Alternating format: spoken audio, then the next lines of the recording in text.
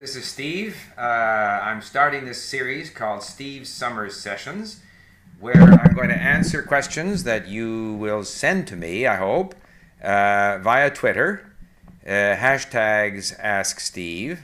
And once a week, I'm going to answer them here in the month of June, and perhaps beyond if there's enough interest. And I'm going to try to answer 2 questions every week.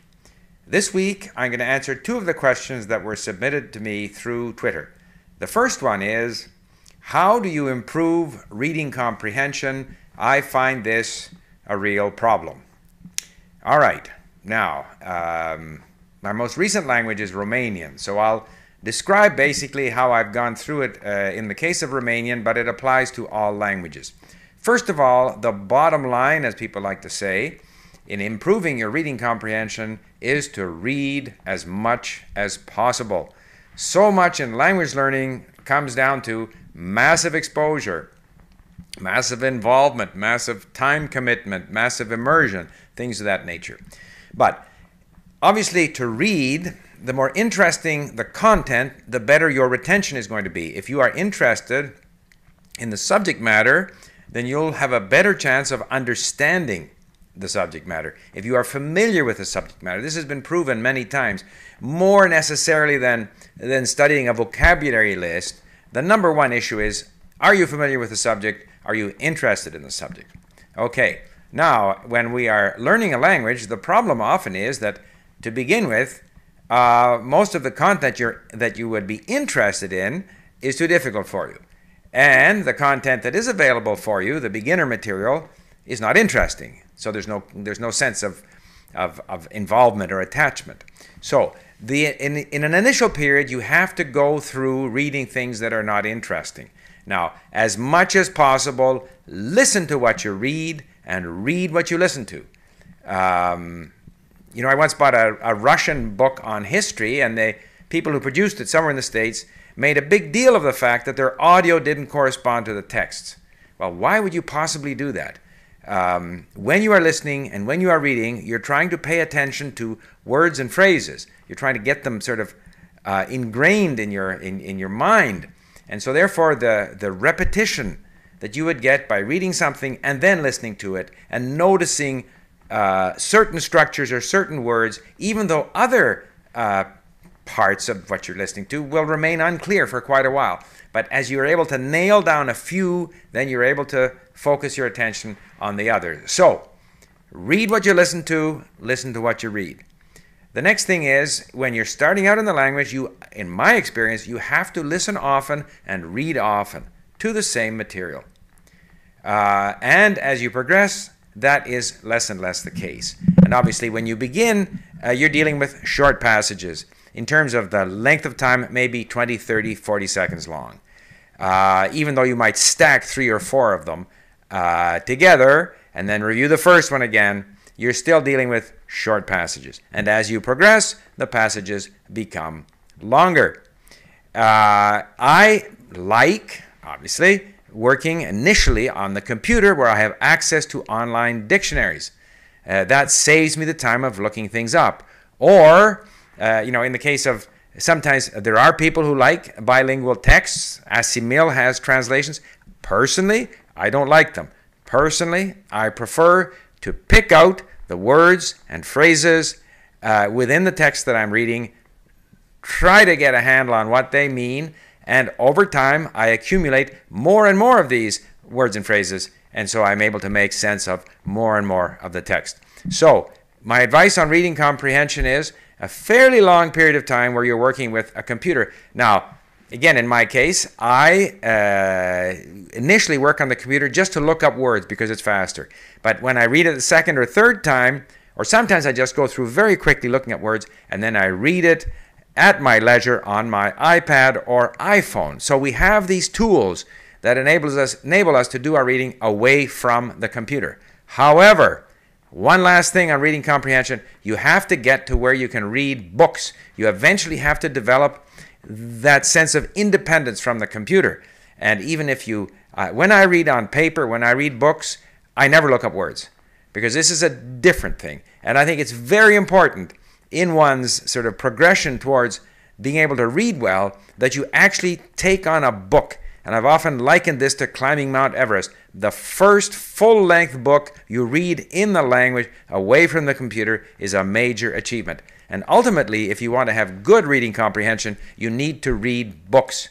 And I'll just finish off by saying that reading comprehension is very important for accumulating vocabulary, for getting a sense of the language, finding things that you notice about the language. So reading a lot, both with the computer initially and then increasingly away from the computer, is very important for your reading comprehension and your language skills generally.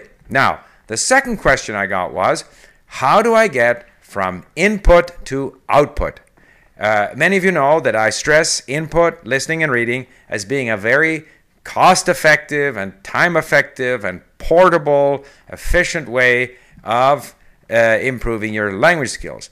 But all of us, our eventual goal is to speak the language, and in many cases to speak it well. So how do you get from input to output? All right, first thing to remember is, to some extent, it depends on your goals. If all you want to output is, hello, my name is so-and-so, could you please tell me where the bus station is, then you can do that fairly soon. But if our goal is to develop the ability to have meaningful conversations with people who share interests with us so that we can join with people socially and go out and participate in conversations and speak, then that's a different order. So when it comes to output, the only way to get good at output eventually is to speak and write. And when you start speaking, you're going to have difficulty. You are going to stumble. You won't remember all the words that you thought you could remember. So my advice here is focus initially on a lot of input. Build up your vocabulary. Build up your familiarity, because your input skills, in my opinion, are very important for your output skills. If you want to have a meaningful conversation, you have to understand what the other person is saying. It's not enough to trot out a few sentences and then face a deluge of the target language back at you and not understand what the person said. So I prefer to build up my, call them passive skills, through a lot of listening and reading and building up my vocabulary, so that when I start speaking, A, I have a chance because I understand what the person is saying, I hope, and B, I can already get involved in some meaningful conversations. It's just as was the case with reading comprehension. You have to push yourself to a level where what you're talking about, just as was the case with reading comprehension, what you're reading is actually meaningful to you.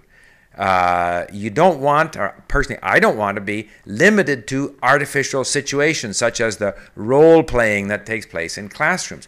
I want to get to where I'm having meaningful conversations. So I put a lot of emphasis on building up that passive vocabulary, that comprehension capability through very heavy, investment of time in input. Now, when I start to speak, I know I'm going to stumble.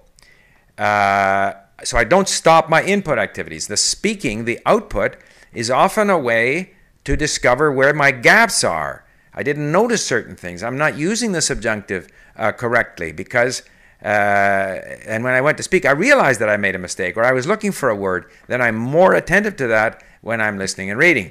But you just have to get really good at output, you have to find more and more opportunity to speak. Some people are willing to have the discipline to write. If you have that discipline, writing is excellent. And if you are preparing for an exam or for where you're going to be tested, then absolutely you should write, because when you're writing, you have time to think about what you're going to say. You can look things up. You can look up the correct tense. You can look up the correct ending, and you're more likely to use some of your recently learned words in writing than you are in speaking. And so once you have some practice doing that in writing, then you're more likely to start using some of these words when you speak. But ultimately, you just have to speak a lot. Another thing about output is don't worry about how you sound. Don't worry about your pronunciation. Don't worry about the mistakes you make. Focus on communication. And that's another reason why in seeking out people to talk to, I'm not a fan of the idea that you arrive in some town and go up to people and say, here I am, I'm learning your language, and would you mind talking to me? To me, that's not a meaningful situation. I prefer to build up my skills to the point where I can actually have a genuine interaction with a person, and that the person will not feel that they're just humoring me, but that they'll actually be willing to, converse with me. And I have found that this has worked. So my advice on output is continue your input activities. When you're ready, start the output activities. Write if you have the discipline. Talk to people in meaningful situations. Make sure you've prepared yourself so that you understand what they're saying. Don't worry about your mistakes. And when you finish an interaction with someone, regroup. Think about where you had problems, and then start again trying to notice those structures or those vocabulary items in your input activities. But if you can find an opportunity to totally immerse yourself in the language, where you're operating in the language either because you visited there or you've lined up 3 hours a day of Skype conversations, you're going to have to do that kind of thing to really move your output capabilities up to that level. So there you have it, 2 answers. And next week, I am going to answer 2 other questions. One is, do I recommend studying 2 languages at once or 1 at a time? And what is my take on spaced repetition systems, SRS, and sentence mining? So those are going to be the questions that I will answer next week. Thank you for listening.